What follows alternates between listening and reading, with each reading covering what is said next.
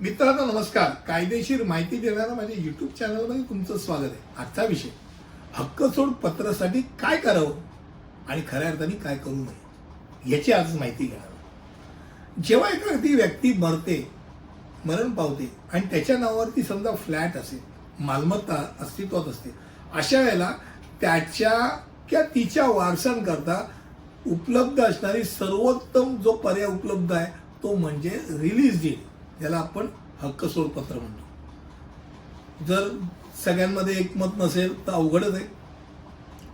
जर सगळ्यांनाच नावावरती करायचं असेल स्वतःच्या, तर लेटर ऑफ ऍडमिनिस्ट्रेशन किंवा प्रोबेट करण्याच्या पर्याय नाही. पण सगळ्यांमध्ये एक वाक्यता असेल की चला आम्ही एक भाऊ 3 बहिणी आहे, आम्ही तिन्ही बहिणी आमच्या भावाच्या नावावरती तो फ्लॅट व्हावा अशी इच्छा ठेवतोय आणि ते रिलीज करू इच्छितात.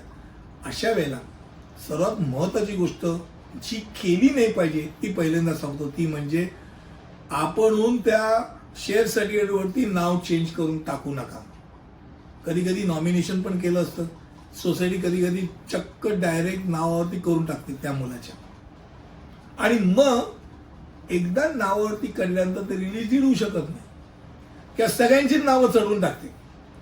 सगळ्यांची नावं चढवली तर त्या 2 बहिणींना आपल्या भावाला द्यायचं असते, त्या 2 बहिणींना आपल्या भावाला गिफ्ट करावं लागेल. हे डोक्यात राहू द्या. 4% स्टॅम्प ड्युटी आली नशिबा. म्हणजे ते नावावरती वडिलांच्या किंवा आईच्या तसंच ठेवा आणि मग तुम्ही रिलीज डीड करता पात्र होता. आणि त्यानुसार तुम्हाला साधारणतः रजिस्ट्रेशन फी आणि त्या फलाना छोट्या फीज फक्त पडतात.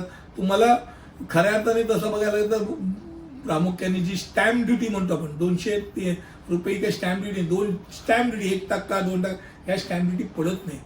त्यामुळे खूप स्वस्तात आणि फायद्यात ते होतं. ह्यात अर्थात एकाच्या नावे किंवा दोघांच्या नावे एकाला कोणाला तरी हक्क सोडावा लागतो, हे नक्की. रिलीजच कोणाला करणार असेल तर रिलीज काय, हे डोक्यात राहू द्या. रिलीज एक कायदेशीर दस्तऐवज आहे. मालमत्ता व्यवहार आणि सेटलमेंटमध्ये तो महत्त्वाची भूमिका बजावतो. एक म्हणजे share certificate, society maintenance bill आणि वीज बिल हे त्या मूर्त व्यक्तीच्या नावे असेल तर ते रिलीज डीड करणं खूप सोपं पडतं.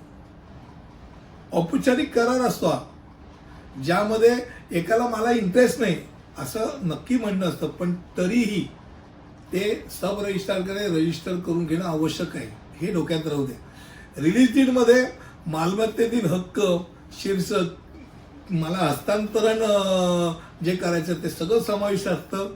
आणि हे 2 साक्षीदारांच्या सहीने प्रॉपर मी म्हटल्याप्रमाणे नोंदणीकृत करून, सब रजिस्ट्रारकडे नोंदणीकृत करून करायचं असतं, हे डोक्यात राहा. अगदी मी पैसे घेतले नाहीत, पैशाचा व्यवहार झाला नाही, मी हक्क सोडताना पैसे घेत नसलो तरीही रिलीज डीड सब रजिस्ट्रारच्या समोरच जाऊन करायचं असते, हे डोक्यात राहू द्या.